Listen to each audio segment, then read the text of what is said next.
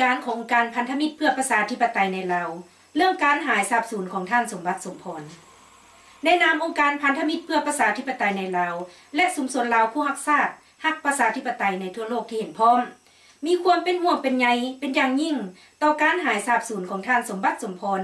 นักเคลื่อนไหวผู้ดีเด่นของการบ่ขึ้นกับรัฐบาลเพื่อการพัฒนาในลาวที่หายสาบสูญในตอนแรงของวันที่15เดือนธันวาคมปี2012เวลา 6 โมงแลงอยู่คุมบ้านวัดนาคเมืองศรีสัตนาคนครหลวงเวียงจันทน์ท่านสมบัติสมพรเป็นลูกหลานของประชาชนลาวผู้ทุกข์ยากเกิดที่บ้านดอนเขียวแขวงคำม่วนสำเร็จการศึกษาขั้นปริญญาเอกด้านเกษตรศาสตร์จากมหาวิทยาลัยฮาวายท่านได้ตัดสินใจกลับสู่ประเทศชาติในปี1980ด้วยความมุ่งหวังอันแห่งกล้าที่อยากอุทิศความรู้และความสามารถที่ตนได้ศึกษาและร่ำเรียนเอาจากประเทศมหาอำนาจอันดับ1ของโลกเพื่อให้พ่อแม่พี่น้องประชาชนลาวบรรดาเผ่าที่ทุกข์ยากล่าหลังอยู่นั้นหลุดพ้นออกจากความยากจนท่านสมบัติสมพรได้สร้างครอบครัวกับยานางซุยเม้งชาวสิงคโปร์ซึ่งเป็นนักศึกษาร่วมสถาบันยานางซุยเม้งก็เรียนจบปริญญาเอกเช่นกันยานางเป็นพนักงานขององค์การสหประชาชาติประจำอยู่หลายประเทศในเอเชียในนั้นร่วมทางลาวและเกาหลีใต้ท่านสมบัติสมพรเป็นคนถนอมถ่อมตัวบ่มีความทะเยอทะยานบ่อยากให้ตนเองมีห้องหอยมนทินในการซ่อคงกืนกินประเทศชาติและทรยศต่อประชาชนดังนั้นท่านจึงบ่เฮ็ดการนำพรรครัฐซึ่งเมามัวนำการซ่อราชบังหลวงกอบโกยทรัพย์สมบัติรวมของชาติหักหลังประชาชนดังที่ได้เห็นเป็นขบวนผ่านมาและในปัจจุบันนี้องค์การจัดตั้งสากลได้รู้ถึงคุณค่าของความรู้ความสามารถและความมุ่งมั่นปรารถนาอันแห่งกล้าของท่านที่อยากพัฒนาชุมชนลาวให้อุดมสมบูรณ์เหมือนดังสังคมที่สีวิไลในโลกและผลงานอันเลิศล้ำของท่านได้ถูกตอบสนองโดยการได้รับรางวัลแม็กไซไซในปี 2005 ซึ่งเป็นรางวัลอันดับภาคพื้นเอเชียนี้ท่านสมบัติสมพรเป็นคนลาวผู้ที่2ที่ได้รับเกียรตินี้ลุ้นหลังพระนาท่านแก้ววิภากรซึ่งได้รับในระบบพระราชอาณาจักรลาวถือว่าเหตุการณ์นี้ได้สร้างชื่อเสียงอันสูงส่งแก่คนเชื้อสายลาวของเฮาแต่เป็นเรื่องแปลกประหลาดที่สุดที่บุคคลซึ่งสากลและปวงชนลาวบรรดาเผ่ายกย่องแนวนี้บ่เพียงแต่บ่ได้ถูกปกป้องและให้ความสำคัญโดยอำนาจการปกครองของชาติแต่ยังถูกทำให้อย่างเปิดแปลนอีกด้วยพวกเขาเห็นว่าการหายทรัพย์สินของท่านสมบัติสมพรเป็นเหตุการณ์ที่ทางการสปป.ลาวเป็นผู้กำกับการแสดงและรับผิดชอบทั้งหมดหลักฐานมีอยู่บอนว่าภายหลังที่เจ้าหน้าที่ตำรวจลาวได้ลัดรถของท่านสมบัติสมพรเพื่อเอาผู้เกี่ยวไปสืบสวนในห้องการตำรวจแล้วหลังจากนั้นก็ได้ให้คนมาบังคับเอาท่านสมบัติสมพรไปขึ้นรถคันใหม่แล้วขับหนีไปการกระทำแบบนี้บ่แม่นเรื่องที่แปลกประหลาดที่ตำรวจรับโดยแม่เวียดนามสั่งการและปฏิบัติอยู่ในสปป.ลาวอย่างเป็นเรื่องนิดผ่านมาหลายครั้งแล้วกับชาวลาวผู้รักชาติแพงเสื้อที่มีหัวก้าวหน้า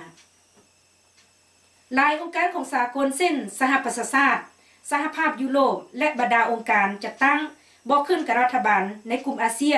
60กว่าองค์การและภรรยาของท่านสมบัติสมพรเองได้ยื่นคำร้องต่อทางการสปป.ลาวเพื่อให้คำกระจ่างแจ้งต่อการหายทรัพย์สินของท่านสมบัติสมพรแต่รัฐบาลสปป.ลาวยังจงใจปฏิเสธบ่เอาความรับผิดชอบในเหตุการณ์ดังกล่าวแบบบ่มีอย่างอายซึ่งตามปกติแล้วรัฐบาลประเทศหนึ่งต้องรู้ว่าพนักงานเจ้าหน้าที่ของตนปฏิบัติหน้าที่แบบใดและรับคำสั่งมาจากไสและรัฐบาลต้องยอมเอาความรับผิดชอบทุกเหตุการณ์ที่เกิดขึ้นในประเทศของตนการที่ทางการสปป.ลาวยังพยายามปกปิดความเป็นจริงที่เจ้าหน้าที่ตำรวจได้นำเอาตัวท่านสมบัติสมพรไปนาบคู่ทรมานอยู่แห่งใดแห่งหนึ่ง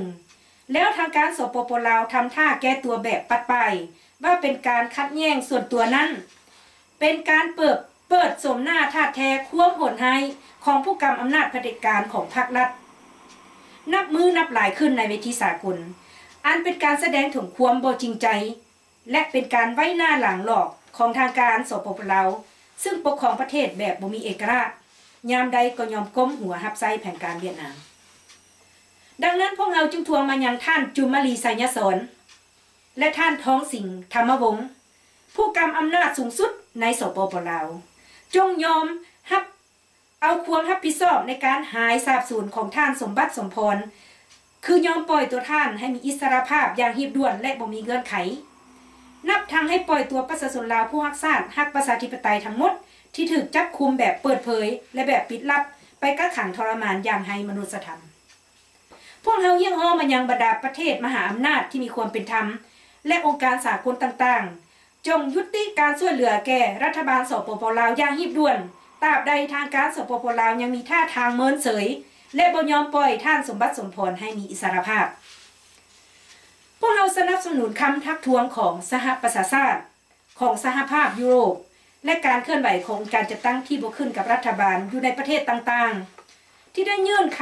ำประท้วงต่อทางการสปป.ลาวเพื่อให้หีบฮอนแก้ไขเหตุการณ์โดยคำนึงถึงความปลอดภัยต่อชีวิตและความห่วงใยต่อสุขภาพของท่านสมบัติสมพรพวกเราทวงมายังทางการสปป.ลาวจงอนุญาตให้องค์การบ่ขึ้นกับรัฐบาลของลาวและของสากลให้มีสิทธิในการเคลื่อนไหวช่วยเหลือประชาชนลาวเป็นต้นแม่นด้านการพัฒนาชีวิตการเป็นอยู่และสิทธิของความเป็นพลเมืองลาวอย่างเต็มเปี่ยมโดยปราศจากการข่มขู่บังคับหรือขับไล่ออกจากประเทศลาวดังที่ทางการสปป.ลาวได้ทำมาแล้วต่อยานางอานาโซฟีคิงโกรสในต้นเดือนธันวาคมปี 2012 ผ่านมานี้พวกเราเรียกร้องต่อสากลจงผลักดันทางการสปป.ลาวให้ฮีบฮ้อนสร้างเงื่อนไขยอมปล่อยให้ประเทศลาวมีการเปลี่ยนแปลงไปสู่การปกครองแบบประชาธิปไตยและมีเอกราชอันแท้จริงโดยให้มีการเคารพสิทธิของประชาชนลาวตามคำประกาศแถลงการณ์ว่าด้วยสิทธิมนุษย์ที่บ่งไว้ในสหประชาชาติซึ่งทางการสปป.ลาวได้เซ็นไปแล้วนั้นให้ปรากฏผลเป็นจริงที่เยอรมันวันที่ 30 ธันวาคม ปี 2012ตั้งหน้าองค์การพันธมิตรเพื่อประชาธิปไตยในลาวจากทั่วโลกดร.บุญธร จันทราวงศ์มิเซอร์ประธานปปล.ขอขอบใจ